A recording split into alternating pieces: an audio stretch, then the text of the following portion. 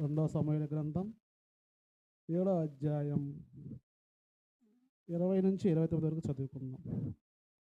యెహోవా నా ప్రభువా, నీ దాసునైన నన్ను నీవు ఎరిగి ఉన్నావు. నీ వాక్కును బట్టి నీ ఇష్టానుసారముగా ఈ ఘనకార్యము జరిగించి నీ దాసులకు నాకు తెలియజేస్తివి. కాబట్టి దేవా యెహోవా, నీవు అత్యంత గరుడు గలవాడవు. నీ వంటి దేవుడు ఒకడును లేడు. మేము వినిన దానంతటిని బట్టి చూడగా నీవు తప్ప దేవుడెవడు లేడు. నీకు జనులగుటకై వారిని నీవు విమోచించినట్లు, నీకు ఖ్యాతి కలిగినట్లును, నీ జనుల బట్టి నీ దేశమునకు భీకరమైన మహాకార్యములను చేయనట్లును, దేవుడైన నీ ఐగుప్తు దేశంలో నుండి ఆ జనుల వశములో నుండి వారి దేవతల వశములో నుండి నీవు విమోచించిన ఇశ్రాయేలును బట్టి నీ జనుల వంటి జనులు లోకమందును మరి ఎక్కడనో ఉన్నది.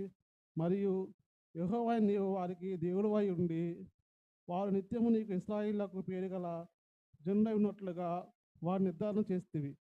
దేవా యెహోవా, నీ దాసులకు నన్ను గూర్చియు నా కుటుంబమును గూర్చియు నీవు సెలవిచ్చిన మాట అన్నటికీ నిలిచినట్లు దృఢపరిచి, సైన్యములకు అధిపతి యెహోవా ఇశ్రాయేలు దేవుడై ఉంటునని మాట చేత నీ నామనకు శాశ్వత మహిమ కలిగినట్లును, నీ దాసునైన నా కుటుంబము నీ సన్నిధిని స్థిరపరచబడినట్లును నీవు సెలవిచ్చిన మాట నెరవేర్చుము. ఇశ్రాయేలు దేవా, సైన్యములకు అధిపతి యెహోవా, నీకు సంతానము కలుగజేయుదని నీ దాసునైన నాకు తెలియపరిచితివి గనుక ఇలాగ నీతో మనవి చేయుటకై నీ దాసునైన నాకు ధైర్యం కలిగెను.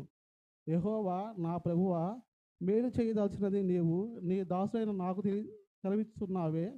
నీవే దేవుడవు గనుక నీ మాట సత్యము.